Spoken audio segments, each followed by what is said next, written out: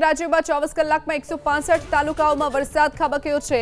24 કલાકમાં પારડીમાં સૌથી વધુ 8.19 ઇંચ વરસાદ ખાબકી ચૂક્યો છે। 24 કલાકમાં ખેરગામમાં 7.95, નાના પોંઢામાં 7.17 ઇંચ વરસાદ, 24 કલાકમાં વાપીમાં 7.17 ઇંચ, વલસાડમાં 7.5 ઇંચ। 24 કલાકમાં ધરમપુરની વાત કરીએ તો ધરમપુરમાં 6.5 ઇંચ, જલાલપુરમાં 6.1 ઇંચ વરસાદ ખાબકી ચૂક્યો છે, તો ચીખલીમાં 5.75, નવસારીમાં 5.2, ગણદેવીમાં 5.4 ઇંચ વરસાદ ખાબકી ચૂક્યો છે, કપરાડામાં 4.61, પલસાણામાં 4.17, વઘઈમાં 3.43 ઇંચ વરસાદ ખાબકી ચૂક્યો છે।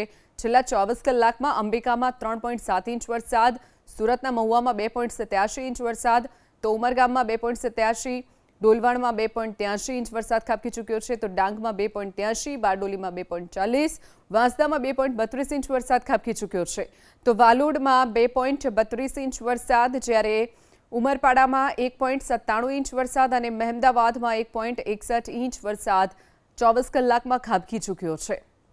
તો સતત વરસાદ જે વરસી રહ્યો છે, છેલ્લા 24 કલાકમાં વાંસદામાં 2.32 ઇંચ વરસાદ, જ્યારે વાલોડમાં 2.32 ઇંચ વરસાદ ખાબકી ચૂક્યો છે।